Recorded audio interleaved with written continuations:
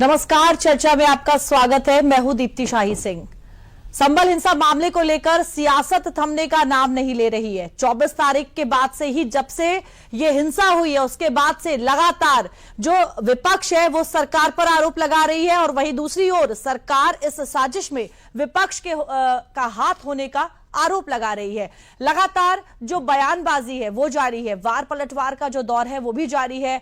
CM योगी ने अब एक और बयान दिया। हालांकि उन्होंने अपनी इस बात में जिक्र उन दंगाइयों का किया जिनके डीएनए की वो बात कर रहे थे। बावजूद इसके अखिलेश यादव, कहा जा सकता है कि पलटवार करते उन्होंने इस बयान पर अपना जो जवाब है वो दिया है। तो कुल मिलाकर जो सियासत है वो थमने का नाम नहीं ले रही। आरोप प्रत्यारोप का जो दौर है वो भी लगातार जारी है। वहीं दूसरी ओर संभल में सरकार और प्रशासन दोनों ही लगातार जो स्थितियां हैं उनको सामान्य करने की कोशिश भी कर रहा है। प्रशासन ने साफ तौर पर कह दिया है कि 10 तारीख से पहले वहां किसी भी बाहरी का जो आना है वो सख्त तरीके से उसे रोक दिया गया है। बावजूद इसके विपक्ष, पहले सपा ने वहां जाने की कोशिश की, कांग्रेस के डेलीगेशन ने वहां जाने की कोशिश की और कल राहुल गांधी और प्रियंका गांधी ने भी वहां जाने की कोशिश की। हालांकि उनको भी रोक दिया गया। सवाल यह उठता है कि जब प्रशासन शांति व्यवस्था को वहां पर बनाकर रखना चाहता है तो क्यों बार बार विपक्ष जो है वहां जाने का प्रयास कर रहा है। 10 तारीख तक विपक्ष रुक भी सकता है। तमाम इन मुद्दों को लेकर आज चर्चा करेंगे। मेरे साथ कुछ खास मेहमान भी होंगे, लेकिन सबसे पहले आपको सुनवाते हैं कि डीएनए को लेकर आज सीएम योगी ने क्या कुछ कहा है। 500 वर्ष पहले बाबर के एक सिपह सालार ने जो काम अयोध्या में किया था,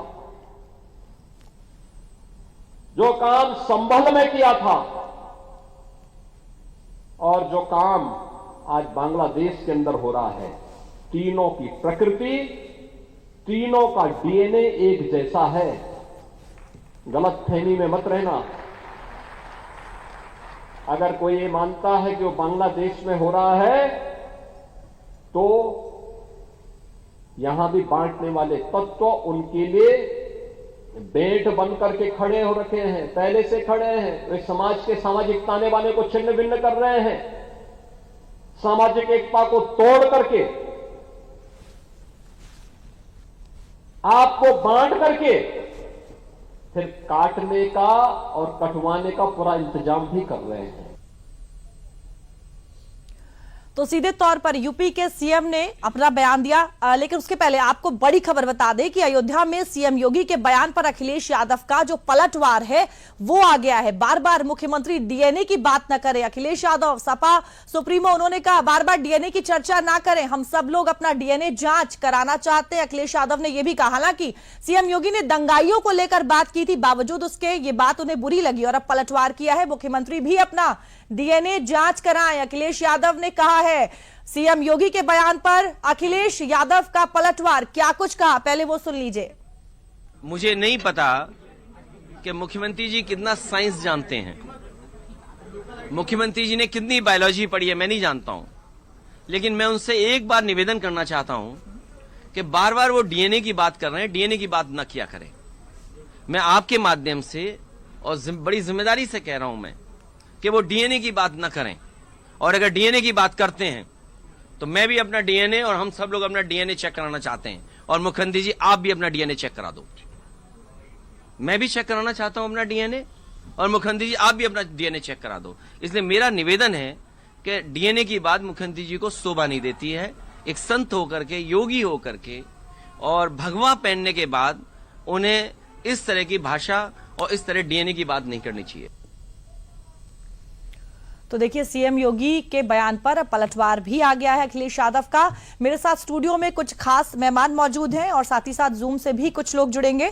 मेरे साथ स्टूडियो में मौजूद हैं इस समय मनीष सिंह जी, सपा प्रवक्ता हैं, और विजय उपाध्याय जी मेरे साथ स्टूडियो में मौजूद हैं। साथ ही साथ राघवेंद्र सिंह जी हैं, आप बीजेपी प्रवक्ता हैं। कुछ और भी मेहमान जुड़ेंगे। नमस्कार, आप तीनों का स्वागत है चर्चा में।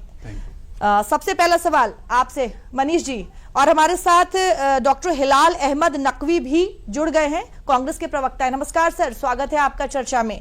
तो पहला सवाल मनीष सिंह जी आपसे, सीएम योगी ने दंगाइयों को लेकर बयान दिया, अखिलेश यादव उनको क्यों बुरा लगा ये बयान?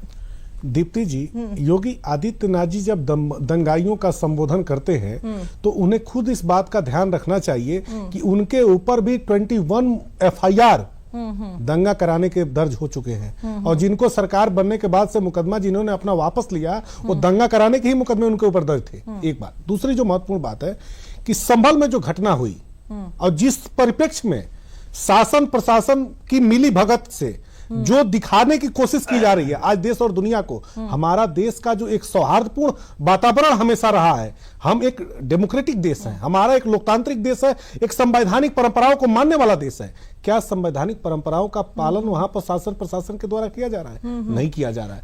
आज 4 से 5 नौजवान हम खो चुके हैं। हमारे भारत के ही तो नागरिक थे, हमारे भारत के युवा हैं। अगर युवाओं की बात की जाएगी तो युवाओं के बारे में सभी धर्म, सभी जाति और सभी पंथ और सभी वर्गों के युवाओं के बारे में सोचना चाहिए। लेकिन आज शासन प्रशासन में बैठे हुए लोग लोकसभा चुनाव में जिस तरह से खामियाजा भारतीय जनता पार्टी को भुगतना पड़ा है, उसके बाद से आज योगी आदित्यनाथ जी विकास की बात क्यों नहीं करते?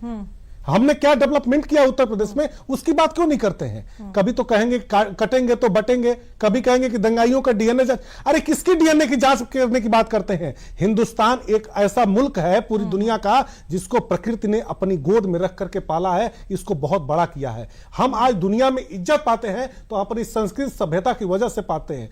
हमारे भारत पर किसी की भी तिरछी निगाह नहीं होनी चाहिए। इसके लिए जरूरी है कि हम एक रहें, एकता के साथ, अखंडता के साथ आगे बढ़ें। योगी आदित्यनाथ जी जब भी राजनीतिक बात करते हैं, जब भी सामाजिक बात करते हैं, जब भी शासन और प्रशासन की अपनी उपलब्धियां गिनाते हैं, तो आप हमेशा देखिएगा उनके जुबान से धार्मिक ध्रुवीकरण, जातीय ध्रुवीकरण की बू जरूर नजर आती है। इसलिए कि योगी आदित्यनाथ जी की जो राजनीतिक परिपाटी है, चूंकि मैं उसी मंडल का रहने वाला हूं, मैं योगी आदित्यनाथ जी को बचपन से मैंने उनकी राजनीतिक चीजों को देखा है। योगी आदित्यनाथ जी हमेशा से अलोकतांत्रिक बात करते हैं, कभी भी संवैधानिक व्यवस्थाओं पर विश्वास नहीं रखते हैं। योगी आदित्यनाथ जी की पूरी राजनीतिक पार्टी दंगा कराने का, धार्मिक ध्रुवीकरण करने का, जाति ध्रुवीकरण करने का और सामाजिक विभेद पैदा करने का रहा है। वो एक ऐसे मुख्यमंत्री नहीं है कि जिनको एक व्यवहारिक मुख्यमंत्री के रूप में देखा जाए। वो हमेशा जवाब ले लेते हैं। बीजेपी के प्रवक्ता हमारे साथ जुड़े हुए हैं राघवेंद्र सिंह जी। राघवेंद्र जी,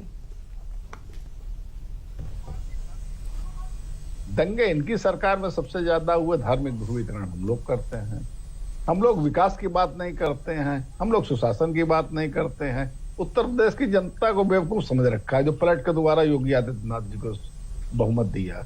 उत्तर प्रदेश की जनता को बेवकूफ समझ रखा है। अभी 9 सीटों पे चुनाव हुआ, 7 सीटें भारतीय जनता पार्टी वाले में आई। भाई लोकतांत्रिक व्यवस्था का पैमाना क्या होता है दीप्ति जी? यही तो होता है चुनाव। अब ये लोग गाना तो ऐसे गाते हैं जैसे इनकी सरकार में सब चुस्त दुरुस्त था। मुझे मुजफ्फरनगर घटना याद है। मुजफ्फरनगर घटना में 65 लोगों की हत्याएं हुई थी। हम लोगों ने जानने का प्रयास किया था, हम लोगों को मना कर दिया गया था, हम लोग नहीं गए थे। कोई भी विपक्षी दल का डेलीगेशन वहां नहीं गया था। कानून व्यवस्था बनाए रखना समाज जो सरकार है उसका काम होता है। हमारी सरकार ने 10 तारीख के बाद कहा है, 10 तारीख के बाद चले जाना, वहां जिसका आंसू पोंछना है पोंछ लेना। वास्तविकता ये है, ये लोग धार्मिक ध्रुवीकरण समाजवादी पार्टी करती है। मुझे याद है जब उत्तर प्रदेश में अखिलेश यादव मुख्यमंत्री हुआ करते थे, आतंकवादियों को छुड़वाने इलाहाबाद हाईकोर्ट दीप्ति जी चले गए थे। बड़ी बेशर्मी से कहे इनको छोड़ दीजिए, इनको छोड़ने से हिंदू मुस्लिम सौहार्द कायम होगा। बात सौहार्द की करते हैं, काम आतंकवादियों जैसे करते हैं। भला हो इलाहाबाद हाईकोर्ट का जो इनको फटकार लगाते हुए कहा कि आपको इनको छुड़वा करके इनको पद्मश्री देंगे।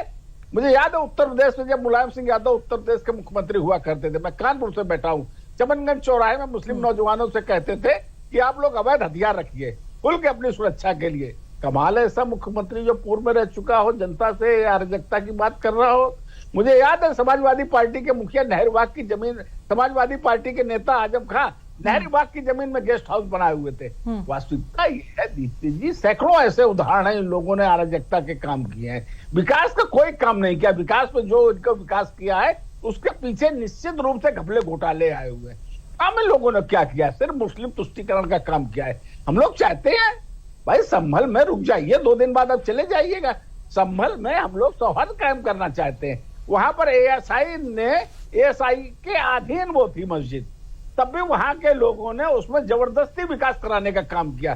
काफी तोड़फोड़ की, 2 FIR एएसआई ने पूर्व में लॉन्च की हुई है। वास्तविकता यह है मस्जिद जो है एएसआई के अधीन है, तो वहां पर तोड़फोड़ नहीं की जा सकती है। इसकी बात नहीं करेंगे। ये बताइए जब ये दंगा हुआ दंगे में एसडीएम घायल हुआ कि नहीं हुआ, सीओ घायल हुए कि नहीं हुए, कांस्टेबल घायल हुए कि नहीं हुए, विदेशी हथियार मिल रहे हैं कि नहीं मिल रहे हैं, विदेशी कारतूस मिल रहे हैं कि नहीं मिल रहे हैं, इस विषय की तो बात ये कर नहीं रहे हैं। बस वहां जाकर के राजनीतिक तुष्टीकरण करना चाहते हैं। दीप्ति जी, बात सिर्फ इतनी कह रहे हैं जो मैं कह के अपनी बात विराम करता हूं। ये जो 9 सीटों में भारतीय जनता पार्टी की अभूतपूर्व विजय हुई, जो समाजवादी पार्टी के गढ़ों में जहां 65% मुस्लिम हुआ करते थे वहां भारतीय जनता पार्टी की अभूतपूर्व विजय हुई, उसको देख करके इनके मन में सांप डोल गया है। ठीक है, ठीक है। इनको लग रहा है मुस्लिम तुष्टीकरण का हम काम करते रहते हैं और भारतीय उत्तर प्रदेश में मुसलमान जा रहे हैं भारतीय जनता पार्टी के पाले में। इसको लेकर के ये इस प्रकार के अनर्गल बयानबाजी कर रहे हैं। इनको ना कोई मुसलमानों से लेना देना है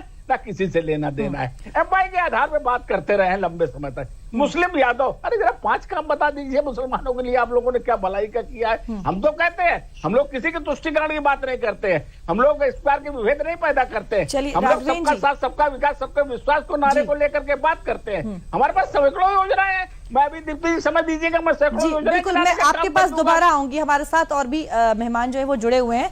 पहले एक बार लेकिन सुन लेते हैं, संबित पात्रा ने एक बड़ा बयान दिया है, राहुल गांधी को देशद्रोही कहा है। क्या कुछ कहा है पहले वो सुन लेते हैं और उसके बाद डॉक्टर हिलाल मैं आपके पास आऊंगी। त्रिकोण के जो आखिरी कोने में जो सबसे महत्वपूर्ण कोना जो हिंदुस्तान से संबंध रखता है, उस कोने में राहुल गांधी है, traitor of the highest order. और आज जब मैं ये शब्द प्रयोग कर रहा हूं तो मुझे किसी प्रकार का भी भय नहीं है, क्योंकि मैं भारतीय हूं। मेरे लिए मेरे पार्टी ने सिखाया है राष्ट्र प्रथम, party next and self last. मुझे आज एलओपी लीडर ऑफ ऑपोजिशन को देशद्रोही कहने में किसी प्रकार की कोई संकोच मुझे महसूस नहीं हो रहा है। अब ये OCCRP क्या है? Organized crime corruption reporting project. यह एक विश्व की संस्थान है जो 2007 में शुरू की गई और आज लगभग 50 बड़ी बड़ी मीडिया पार्टनर्स हैं इनकी 6 कॉन्टिनेंट्स में। अगर मैं कहता हूं कि ये एक ग्लोबल मीडिया एजेंसी है तो ये अतिशयोक्ति नहीं होगी। मतलब अगर ये कुछ छापते हैं तो करोड़ों लोग इसे पढ़ते हैं, कई देशों में हलचल मच जाता है, भूकंप आ जाती है और अफरा तफरी का माहौल रहता है। इतनी बड़ी एजेंसी जब काम करती है तो उसके लिए बहुत सारे पैसों की आवश्यकता होती है, वरना इतने लोग एम्प्लॉइज हैं, इतना इन्वेस्टिगेटिव जर्नलिज्म ये किया जाएगा तो स्वाभाविक है इसके लिए बहुत सारा रिसोर्सेस की आवश्यकता है, धन की आवश्यकता है। तो हमारे साथ कांग्रेस प्रवक्ता डॉक्टर हिलाल अहमद नकवी भी जुड़े हुए हैं। डॉक्टर हिलाल, क्या कहेंगे संबित पात्रा के इस बयान पर आप? देखिए, एक बात बड़ी स्पष्ट है कि जिस तरह से भारत की अर्थव्यवस्था जो है वो बहुत तेजी से नीचे की तरफ जा रही है और आज हम 5.4 के जीडीपी पे खड़े हैं। जाहिर सी बात है इसके पर चर्चा ना हो। जब अगर इसके पर चर्चा नहीं होनी तो इस तरह के बयान आना जरूरी है। उसी तरह के बयान आएंगे क्योंकि ये वो जगह है जहां के ऊपर भारतीय जनता पार्टी डीएनए का भी बात करेगी। राहुल गांधी को जो है वो भी बता देंगे कि ये देशद्रोही। ये सब बातें तो आज चर्चा की बात इस पे हो रही है, जबकि इस वक्त चिंता का विषय ये है कि आखिर हमारी जीडीपी नीचे क्यों जा रही है। तो ये जो है ये पूरी तरह से बयान दे करके मीडिया में उस स्पेस को खा जाना जो स्पेस आज दी जानी चाहिए थी भारत की अर्थव्यवस्था को। इसी से संबंधित योगी जी भी बयान दे रहे हैं, इसी से संबंधित जो है संबित पात्रा जी भी बयान दे रहे हैं और वो किसी न किसी तरह से जो भारत की आर्थिक दुर्दशा भारतीय जनता पार्टी के समय में हुई है उससे चर्चा करने से और उसको जनता तक पहुंचने से बचना चाहते हैं। इसके पीछे पूरा का पूरा खेल ये है। कौन इस बात को मानेगा कि लीडर ऑफ अपोजिशन जो आज हैं, जो 4 बार के यहाँ के पर एमपी हैं, बहुत पुराने एमपीज में हैं, उनके आप कह दें कि ये देशद्रोही है, ये कौन सा बयान हुआ? ये जो है ये बहुत ही अफसोसनाक स्थिति में आज देश पहुंच चुका है, जहां पर हम अर्थव्यवस्था के ऊपर सार्थक बात नहीं करते, जहां हम बेरोजगारी पे बात नहीं करते, जहां पर बेतहाशा बढ़ती हुई महंगाई के ऊपर हम कोई बात नहीं करते। हम सारी की सारी बातें जो है वो उस पे करते हैं जिससे कि देश में सिर्फ और सिर्फ बंटवारा होता है और जो कुछ भी थोड़ी बहुत अर्थव्यवस्था बची कुची है कहीं ना कहीं हम उस पर भी कुठाराघात करते हैं। जो लोग इसके ऊपर कुठाराघात कर रहे हैं, जो लोग बेरोजगारी फैला रहे हैं, जो लोगों ने अर्थव्यवस्था जिनके हाथ से निकल गई है, जहां पर हम देखते हैं बेतहाशा गरीबी है, वास्तव में तो देश के साथ बुरा वो कर रहे हैं। और उनके लिए क्या शब्द इस्तेमाल होना चाहिए, इसका हम फैसला करने को कहते हैं कि ये जर्नलिस्ट करे फैसला, या इसका फैसला भारतीय जनता पार्टी के प्रवक्ता बैठे हुए वो बताएं कि आज वो क्या कर रहे हैं। क्या वो देश की अच्छाई कर रहे हैं, क्या देश की भलाई के लिए काम कर रहे हैं, क्या वो देश के साथ खराब नहीं कर रहे हैं। और इन सबको मिला करके वही शब्द निकल करके आता है जो शब्द संबित पात्र ने राहुल जी के लिए इस्तेमाल किया। चलिए ठीक है,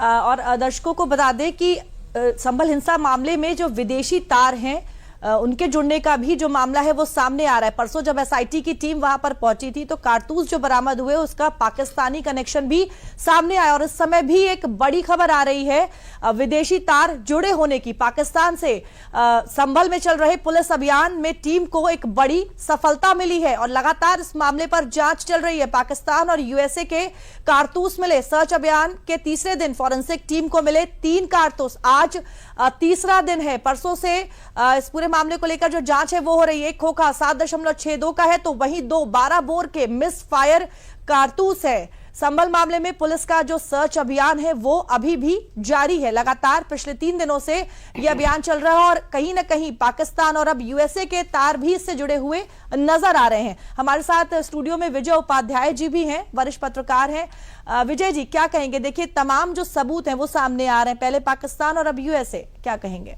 नहीं, वो जो कार्टेज मिला था, यूज्ड कार्टेज, वो ऑर्डिनेंस फैक्ट्री पाकिस्तान का बना हुआ था।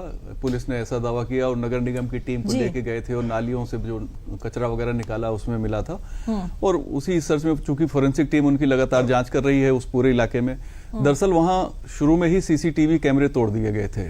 तो अगर कैमरे न टूटे होते तो शायद एकदम पुख्ता जानकारी मिल जाती कि किसने फायर किया, पुलिस ने किया या उपद्रवियों ने किया, फिर शायद इतनी जांच की जरूरत नहीं थी, फिर तो बहुत आसान हो जाता है। लेकिन जिन लोगों ने सीसीटीवी कैमरा वहां तोड़ दिया शुरुआत में ही, मुझे लगता है कि मुख्य साजिशकर्ता वही लोग हैं, क्योंकि सीसीटीवी तोड़ने का एक पर्पज रहा होगा। तो ये जो संभल में जो कुछ हुआ वो स्पॉन्टेनियस महसूस होता था, लेकिन क्या पता साजिश भी हो। पुलिस उसमें जांच करेगी, अपोजिशन की अपनी उसमें अपना पॉइंट ऑफ व्यू है और पुलिस का अपना पॉइंट ऑफ व्यू है। दोनों में एक टकराव है, चूंकि हम डेमोक्रेसी में हैं और डेमोक्रेसी में 24/7 पॉलिटिक्स होती है। अपोजिशन और गवर्नमेंट के बीच में ये राजनीति होती रहती है। और चूंकि उत्तर प्रदेश में अब 2 साल रह गए हैं चुनाव के, 2 चुनाव हुए, एक लोकसभा का चुनाव हुआ जिसमें सपा का पलड़ा भारी रहा, एक बाई इलेक्शन हुआ जिसमें बीजेपी का पलड़ा भारी रहा। तो अब 27 के पहले इस तरह की हमें बड़ी जंग देखने को मिलेगी। दूसरी बात है कि हमारा जो पूरा दक्षिण भारतीय महाद्वीप है, जिसमें हमारा 47 के बाद अलग हुआ, पाकिस्तान के 2 हिस्से पहले रहे, बाद में बांग्लादेश से एक अलग कंट्री बन गया, तो ये पूरी जो इस पूरे पेनिनसुला की जो पॉलिटिक्स है वो इस समय बहुत ज्यादा रिलीजियस हो गई है। और इसका पाकिस्तान तो शुरू से इस्लामी मुल्क बना, लेकिन हम लोगों ने यहाँ पे एक सेकुलर मुल्क को अडॉप्ट किया, यहाँ माइनॉरिटीज को स्पेशल राइट्स दिए, उनको तमाम सुविधाएं दी, उनके लिए तमाम कानून बनाए गए, ब्याज दरें कम करके उनको लोन देते रहे बहुत लंबे समय तक, अभी भी तमाम सुविधाएं चल रही हैं।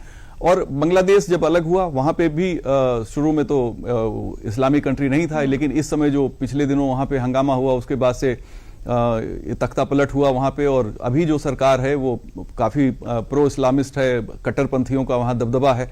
तो उसका इम्पैक्ट भारत पर आ रहा है और ये रहेगा, क्योंकि ये संस्कृति, विरासत और मूल्यों की लड़ाई है और इसी में ये सारी चीजें गुथी हुई हैं। इसके सब पर्सपेक्टिव अलग अलग, डायनेमिक्स अलग अलग लोग देखेंगे, लेकिन मेन जो लड़ाई है वो लड़ाई रहेगी। वो लड़ाई लंबे समय से है और उस लड़ाई को खत्म करने की कोई गुंजाइश नहीं है, क्योंकि आप देखिए वक्फ की जहां तक बात है वो एक बड़ा मुद्दा बनता है, जो कानून है उनको लेके तमाम मुद्दे बनते हैं और ये लगातार बनते रहे हैं पिछले दशकों से। और ये इशू हमेशा हमको एड्रेस करना पड़ेगा और हमें ऐसे ही जीना पड़ेगा। हम जैसे भी हिलाल भाई कह रहे थे, जीडीपी की बात होनी चाहिए, डेवलपमेंट की बात विपक्ष भी नहीं करता है, सत्ता पक्ष भी नहीं करता है। विपक्ष को बताना चाहिए ना कि उसके पास पब्लिक के लिए कौन सा इकोनॉमिक मॉडल है, किस तरीके से वो बेहतर कर सकता है, सरकार की योजनाओं को कैसे बेहतर, उसकी सरकार होती तो लागू कर सकता था।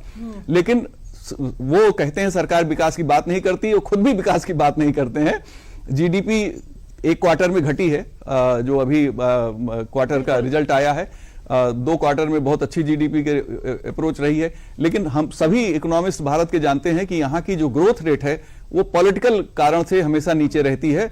चीन से हम तुलना इसलिए नहीं कर सकते कि वहां डिक्टेटरशिप है, वहां कम्युनिस्ट पार्टी का शासन है, वही पार्टी है, वही सरकार है, वही फैसले लेती है, कोई अपोजिशन नहीं है, कोई विरोध नहीं है, कोई माइनॉरिटी नहीं है, कोई मेजॉरिटी नहीं है, सभी एक है। चूंकि कम्युनिस्ट पार्टी है वहां पे कोई वॉयस नहीं है, अभिव्यक्ति की आजादी नहीं है, श्रमिक कानून नहीं है, तो उनकी जीडीपी से हमारी जीडीपी की कोई तुलना नहीं हो सकती है, पहली बात। दूसरा, हम एक ऐसे स्टेज पे आज हैं कि जहां हम एक लॉन्चिंग पैड पे हैं। हमारा यूथ नई टेक्नोलॉजी के साथ दुनिया में आगे बढ़ने को तैयार है। हमारे एजुकेशन सिस्टम में सुधार हुआ है, हमारे इकोनॉमी सिस्टम में काफी कुछ सुधार हुआ है। आज हम विपक्ष अब रोटी कपड़ा मकान की बात नहीं करता कि हमें ये चाहिए, विपक्ष अब उससे आगे की मांग करता है, यानी कि पेयजल की तमाम समस्याएं हल हो गई हैं, पानी पीने को नहीं मिल रहा है, इस तरह की बातें अब तो खत्म हो गई। यानी हम एक सेकंड स्टेज में हैं और ये बहुत महत्वपूर्ण स्टेज है। मुझे लगता है कि अपोजिशन और सरकार अगर सकारात्मक राजनीति शुरू करें तो मुझे लगता है कि बेहतर हो सकता है। ठीक है, और इस पूरे मामले को लेकर लगातार जो प्रतिक्रियाएं हैं वो आ रही हैं। बीजेपी नेता ने क्या कुछ कहा है, दिनेश शर्मा है, डिप्टी सीएम है, पूर्व डिप्टी सीएम रह चुके हैं, क्या कुछ उन्होंने कहा इस पूरे मामले को लेकर आपको सुनवाते हैं। और उसके बाद रवि किशन जो सांसद हैं गोरखपुर से, उन्होंने क्या कुछ कहा है वो भी आपको सुनवाते हैं। मैं समझता हूं कि उनको बात समझ में आई होगी। उनका काम वहां जाना था ही नहीं, असलियत पे उनको अपनी फोटोग्राफी सेशन को पूरा करना था और उन्होंने फोटोग्राफी सेशन को पूरा कर लिया। उनकी सहानुभूति संभल के लोगों से या कहीं बाहर के लोगों से नहीं है, उनकी सहानुभूति अपने वोट बैंक से है। और वो चाहते हैं, सपा में और कांग्रेस में मतभेद का कारण यही है, वो चाहते हैं कि मैं उनके वोट खींच लूं, वो चाहते हैं मैं उनके वोट खींच लूं। तो ये दोनों की आपसी प्रतिद्वंदता है। एक बार ये जाएंगे, फिर इनको देखकर दूसरी बार दूसरे जाएंगे। ये बारी बारी से भी ऐसा नाटक और होगा। देखो, कानून अगर लॉ एंड ऑर्डर कुछ अगर अलाउ करता है, लॉ एंड ऑर्डर के जो मूवमेंट है उसमें किसी को ऑब्स्ट्रक्शन नहीं करना चाहिए। अगर सरकार के कानून को लग रहा है वहां पुलिस प्रशासन को लग रहा है कि मामला फ्यूम्ड होगा, बढ़ेगा, कोई घी डालने जा रहे हैं या पेट्रोल डालने जा रहे हैं बातों से, तो वो नहीं। तो यहाँ पे दंगा तो उत्तर प्रदेश में 2017 से बंद हो चुका है। दंगे की स्थिति तो क्रिएट होनी नहीं चाहिए। चलिए, तो देखिए इस पे लगातार जो प्रतिक्रिया है वो आ रही है। मनीष सिंह जी, ये बताएं कि देखिए, जैसे कि बीजेपी के नेता लोग भी कह रहे हैं, जब 10 तारीख तक रोक लगी हुई है, आपको भी पता है, कांग्रेस पार्टी को भी पता है, इंतजार क्यों नहीं कर ले रहे हैं? क्या वाकई सिर्फ इसलिए इसे एक बड़ा मुद्दा बनाने के लिए, बार बार कैमरा के सामने आने के लिए सब किया जा रहा है? पता है ना, एक हर दिन क्या बदला तो नहीं जाएगा कानून, तो जब एक दिन आपको रोका जा रहा है, अगले दिन भी रोका जाएगा। बावजूद इसके लगातार विपक्ष की अगर बात करें तो कभी कांग्रेस का डेलीगेशन वहां पहुंचता है, कभी सपा का डेलीगेशन वहां पहुंचना चाहता है। कल देखिए राहुल गांधी, प्रियंका गांधी फिर से वहां जाने की कोशिश कर रहे थे। 10 तारीख तक रोक लगी हुई है। मनीष जी, दीप्ति जी, फोटो सेशन और चेहरा चमकाने की जिन पार्टी के लोगों को बीमारी है वो पूरा हिंदुस्तान जानता है कि किसे कैमरे पर आना पसंद है। समाजवादी विचारधारा, सिद्धांतों और विचारों को मानने वाले लोग गांव, गरीब, खेत खलियान, किसान, मजदूर की बात करते हैं। लेकिन जब मनीष जी नहीं जा सकते तो क्यों बार बार जा रहे हैं? फिर सवाल तो यही है ना, 10 तारीख तक इंतजार कर लीजिए, न्यायिक जांच भी तो हो रही है। योगी आदित्यनाथ जैसा तानाशाह, आदरणीय नरेंद्र मोदी जैसा तानाशाह, अमित शाह जी जैसा तानाशाह व्यक्ति अगर हिंदुस्तान का हुक्मरान बनकर के काम करेगा और उसकी ज्यादती का नुकसान जनता को उठाना पड़ेगा, तो विपक्ष माकूल ताकत रखता है जवाब देने के लिए। हम जाना चाहते हैं, कोशिश करेंगे, प्रयास करेंगे, रोकना है रोकिए, जितना प्रयास करना है रोकने का रोक लीजिए। उत्तर प्रदेश कश्मीर नहीं है, ये बात ध्यान रखना पड़ेगा। श्री अखिलेश यादव जी आज हिंदुस्तान की, सुन लीजिए दीप्ति जी, मुझे अपनी बात कहने दीजिए, पूरी करने दीजिए। हिंदुस्तान में अखिलेश यादव जी के नेतृत्व में समाजवादी पार्टी लोकसभा में तीसरी सबसे बड़ी पार्टी है। हमारे जो सांसद हैं वो जनता के चुने हुए जनप्रतिनिधि हैं। जनता की बातों को लेकर के सड़क से लेकर के सदन तक समाजवादी पार्टी संघर्ष करती है। अभी भारतीय जनता पार्टी के प्रवक्ता प्रवचन कर रहे थे, कह रहे थे कि हम लोगों ने आतंकवादियों को छोड़ दिया। कांधार में कौन गया था छोड़ने के लिए? कौन गया था कांधार छोड़ने के लिए आतंकवादियों को? जहाज में बैठा करके बिरयानी खिलाते आप ही सही को खोल लेकर गया। और दीप्ति जी, अरे सुन तो, अब उनको नहीं संभल पे रोकेंगे आप, हमको कहेंगे कि संभल पर रुकिए आप। भारतीय जनता पार्टी के प्रवक्ताओं से पूछिए कि कांधार में कौन आतंकवादी को छोड़ने गया था। सबसे बड़ी बात है कि जब बात होती चाहिए, अभी भारतीय जनता पार्टी के प्रवक्ता महोदय प्रवचन कर रहे थे, कह रहे थे कि वहां पर पाकिस्तानी खोखे मिले हैं, यूएसए के खोखे मिले। अभी आप भी तो दिखा रही थी मैं पूछना चाहता हूं कि भारत की सीमा की सुरक्षा किसकी जिम्मेदारी है?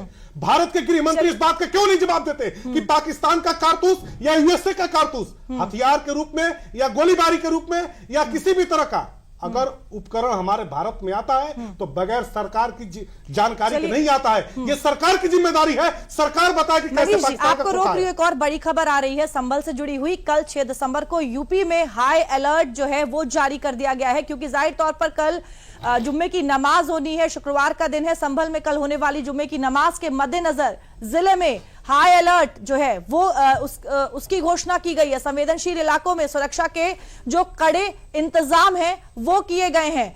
कल 6 दिसंबर को यूपी में हाई अलर्ट जुम्मे की नमाज का ध्यान रखते हुए उसके मद्देनजर इसका जो ऐलान है वो किया गया है। संभल में कल होने वाली जुम्मे की नमाज के मद्देनजर जिले में हाई अलर्ट जारी किया गया है। संवेदनशील इलाकों में सुरक्षा के कड़े इंतजाम किए गए। आपको बता दें 24 तारीख के बाद से ही लगातार वहां पर जो सुरक्षा व्यवस्था है उसको लेकर अलर्ट मोड पर पुलिस प्रशासन सभी, क्योंकि 24 के बाद से ही वहां पर शांति कायम रखने की जो कोशिश है वो की जा रही है। हमारे साथ डॉक्टर हिलाल अहमद जी भी हैं, कांग्रेस प्रवक्ता है। डॉक्टर हिलाल, अरे मुझे तो अपनी बात पूरी नहीं, मनीष जी फिर आप दूसरों को भी मौका देना पड़ेगा, क्योंकि हमारे चर्चा का टाइम भी खत्म हो रहा है। ठीक है, आप 5 सेकंड और ले लें, बाकी लोग भी इंतजार कर रहे हैं। और जहां तक आदरणीय विजय उपाध्याय जी का हम लोग बहुत आदर करते हैं, इन्होंने कहा कि विपक्ष भी महंगाई की बात नहीं करता है, विकास की बात नहीं करता है। हमारी पार्टी का हमेशा से एक सिद्धांत रहा है, महंगाई को नियंत्रण करने के लिए, डेवलपमेंट को बेहतर स्थिति में ले जाने के लिए। उपाध्याय जी इस बात को जानते हैं कि लोहिया जी ने एक ही नारा आर्थिक नीति पर दिया था कि दाम बांधो नीति जब तक भारत में लागू नहीं होगी,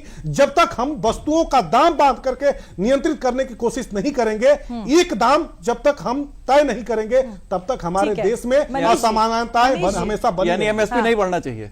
ठीक है मनीष जी, देखिए और भी हमारे साथ एक्सपर्ट जो जुड़े हुए हैं। डॉक्टर हिलाल अहमद, देखिए मनीष जी कह रहे हैं विपक्ष तो आवाज उठाएगा, लेकिन क्या विपक्ष ये नहीं सोच रहा? अभी कल राहुल गांधी, प्रियंका गांधी जब वहां जा रहे थे, जो जाम लगा और बार बार इन विरोध प्रदर्शन से जो आम जनता को परेशानी हो रही है, जिसकी बात आप करते हैं जनता की, क्या उसकी परेशानी के बारे में नहीं सोचेंगे? अगर 10 तारीख तक रोक है, बावजूद इसके आप जाएंगे, हिंसा इस तरह की जो घटनाएं हैं वो होंगी, झड़प होंगी, लेकिन सफर तो हमेशा जो है वो आम आदमी ही कर रहा है ना। क्या उसके बारे में सोचना आप लोगों की कोई नैतिक जिम्मेदारी नहीं है, चाहे वो सरकार हो या विपक्ष हो? जवाब दे दे, 10 सेकंड है आपके पास सर। जी बिल्कुल, इसी वजह से जनता ही के लिए तो वहां जा रहे हैं, वहां के पर कोई हम, लेकिन उसका खामियाजा तो जनता ही भुगत रही है ना। लेकिन जनता की लड़ाई तो हम लड़ रहे हैं और जनता के लिए ही ये लड़ाई लड़ रहे हैं। विपक्ष किसका काम कर रहा है? विपक्ष किसकी आवाज उठा रहा है? जनता की आवाज। एक बात। दूसरी बात ये कि अगर ये कहा जाता है कि वहां के पहले से योजनागत तरीके से ये हुआ है, तो सरकार क्या कर रही थी? सरकार आखिर उस योजना का पता क्यों नहीं कर पाई? और अगर पहले से योजना बनाने की बात की जा रही है, तो क्या अदालत भी उसके अंदर शामिल थी, जिसके ना एक ही दिन में याचिका को तय करके और उसका जो है वो कमिश्नर को अपॉइंट कर दिया था, कमीशन को भेज दिया था? तो क्या अदालत जो है वो भी इस साजिश के अंदर शामिल थी? सरकार क्या अपना कर्तव्य किसी भी जगह नहीं करेगी? अगर पूर्व नियोजित साजिश थी तो सरकार को क्यों नहीं मालूम था? सरकार ने उसको क्यों नहीं रोकने का प्रयास किया था? और क्या उस साजिश के अंदर कोर्ट भी शामिल थी, जिसने कि वहां के कमिश्नर अपॉइंट किया था और उसी दिन जाकर के एक पर सर्वे कराया, उसके अंदर दोबारा फिर सर्वे कराने की बात की गई? एक बात। दूसरी बात, अगर जहां तक सवाल उठता है अर्थव्यवस्था की, उसकी जब बात उठाते हैं तो क्रोनी कैपिटलिज्म की बात कौन उठा रहा है? कांग्रेस पार्टी लगातार उठा रही है। और जब कांग्रेस पार्टी क्रोनी, ठीक है डॉक्टर हिलाल, राघवेंद्र सिंह जी भी हमारे साथ हैं, उनका भी आखिरी कमेंट मुझे लेना पड़ेगा, माफ करिएगा आपको रोक रही हूँ, उनका भी आखिरी कमेंट हमें लेना पड़ेगा। राघवेंद्र जी देखिए, डॉक्टर साहब कह रहे हैं कि अगर पता था प्रशासन को, सरकार को पहले से, तो उसके लिए क्यों नहीं तैयारियां की गई थी अगर पूर्व नियोजित थी ये पूरा जो मामला है? राघवेंद्र जी, देखिए सरकार ने पूरा प्रयास किया था, ये काम जो है उनके आदेश जो हुआ था और उनके साथ पुलिस व्यवस्था का पूरा महकमा। और क्या ये बात सही नहीं है? छतों पे पहले से पत्थर इकट्ठे कर लिए गए थे, पेट्रोल बम इकट्ठे कर लिए गए थे, कट्टे तमंचे अवैध हथियार इकट्ठे कर लिए गए थे। हमारी सरकार पूरी इस विषय की जांच कर रही है। न खाता न वही जो समाजवादी पार्टी के नेता कहे वो सही। अभी हमारे मित्र जो हैं समाजवादी पार्टी की, या तो उनको जानकारी नहीं है या वो जानकारी छुपाना चाहते हैं। कांधार विमान अपहरण की ये तत्काल बात करने लगते हैं। मान्यवर उसमें हाल पार्टी मीटिंग की गई थी, जानकारी ना हो तो यादव भी थे, कांग्रेस समय समाप्त हो रहा है सर, आप सभी को रोकना चाहूंगी। उसमें सभी लोगों के साथ चर्चा की गई थी। समय समाप्त हो रहा है। राघवेंद्र सिंह जी, डॉक्टर हिलाल अहमद जी, विजय उपाध्याय जी, मनीष सिंह जी, आप सभी चर्चा में शामिल हुए, उसके लिए आप सभी का धन्यवाद। तो लगातार आरोप प्रत्यारोप का जो सिलसिला है वो संबल हिंसा को लेकर जारी है। चर्चा में मेरे साथ फिलहाल के लिए इतना ही। मुझे दीजिए इजाजत। नमस्कार।